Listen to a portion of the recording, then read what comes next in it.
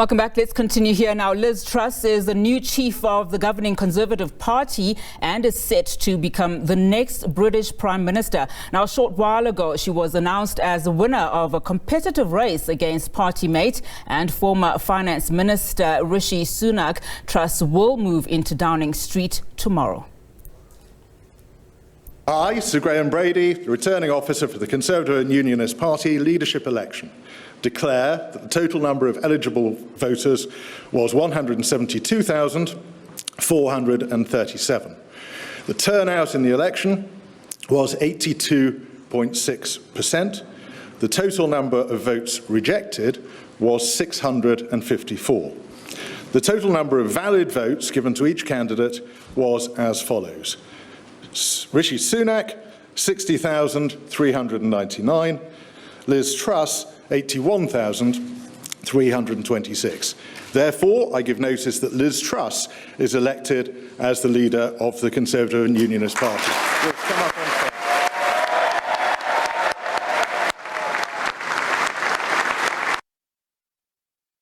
It's an honour to be elected as leader of the Conservative and Unionist Party. I'd like to thank the 1922 committee, the party chairman and the Conservative Party for organising one of the longest job interviews in history. Thank you very much. I'd also like to thank my family, my friends, my political colleagues and all of those who helped on this campaign. I'm incredibly grateful for all of your support. All right, now let's discuss this and other stories making headlines in the international space. We now joined via Zoom by Professor Siphamandla Zondi, a professor of politics and international relations at the University of Johannesburg. Prof, thank you so much for your time this afternoon. Of course, I want to tackle a number of issues, but let's start in the UK. Of course, an expected outcome in the UK for Liz Truss, winning the Conservation Party leadership context while paving way for her to then become the next UK's Prime Minister. Your reaction, especially given the cost of living crisis the country is currently going through? It wasn't, as you said, it was really expected. Though the race was very tight, though it looked like she was going to have a bit of a battle with this, but just generally, generally expected that she would win this election. She's an establishment. She's part of the current government, is a key member of this government, is a Minister of Foreign Affairs, which is a senior ministry in the cabinet. She seemed to have won the support of the powerful blocs within the Conservative Party in the previous rounds. Scored very highly to get to this point in the previous rounds of selection, and she was expected to do that. And I think the establishment felt that the party and its government was safe in a pair of hands and would not dare change things a bit by trying other contenders. So it is to be expected, and not much should be expected to change by way of policy. A very similar policy outlook as Johnson, and been part of the same core. And those is signaled on a number of major changes, such as on taxing, on the perhaps modifying the independence of the Bank of England. But we don't expect much major shift before the election, which is just a couple of months away. So there's very little room to maneuver without upsetting the apple cart. And it is important what you're saying, because if you were listening to her acceptance speech a little bit earlier on, you know, she was actually praising the former Prime Minister, which did come as a surprise, you know, just considering just the number of scandals that clouded the former Prime Minister Boris Johnson's legacy and, of course, his administration. But just going back to some of the statements that she's made, some bold, you know, utterances during her acceptance speech, albeit very light on exec strategies. She has to balance the reality that there's very little room for her to move in terms of policy right now. It's still the Conservative Party in power. It still has the same policies that it came to power with in 2015. The same policies have been followed by her three predecessors who've served this one term. Incredible. 4 leaders in one term, all sharing one term. They're very little. That has to balance that on one side and the huge crisis that has come with rising inflation, rising cost of living, the impact of the war in Ukraine, and the aftermath of COVID-19. It's a very tough time. The Brits are a dissatisfied people, easily dissatisfied people. They are not going to tolerate staying in this situation for long. With the winter coming, with prices of energy likely to increase, and that will have a ripple effect on the price of food and the cost of living. She has a very tight ship to navigate.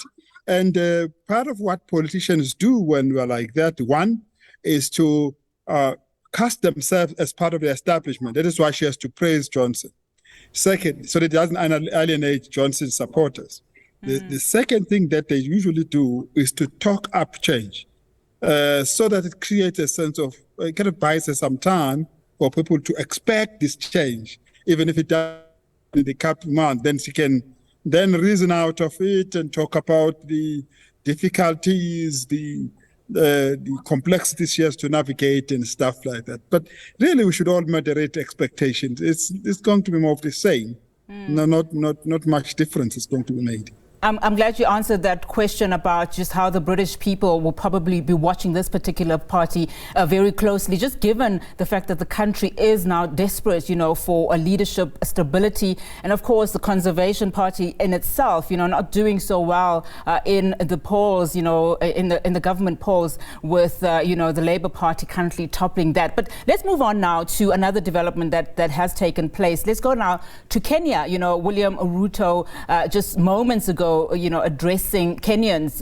He is now being confirmed, of course, as the 5th president of Kenya, as ruled by that, Supreme Court. A victory for him, of course, no doubt. Is it a victory for Kenyans?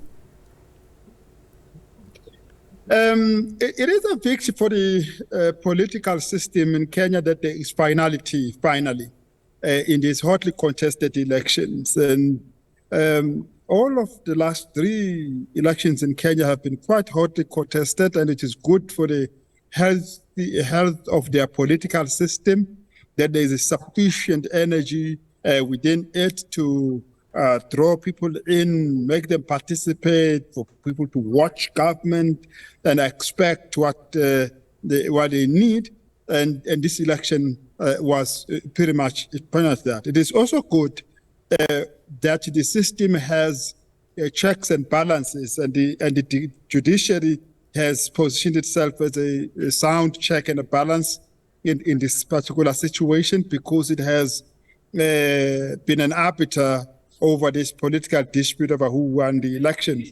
And it has come out, it gave itself time and calmed the situation thereby, as people have waited for the situation to become. And then it came out quite clearly about where it thought things needed to go.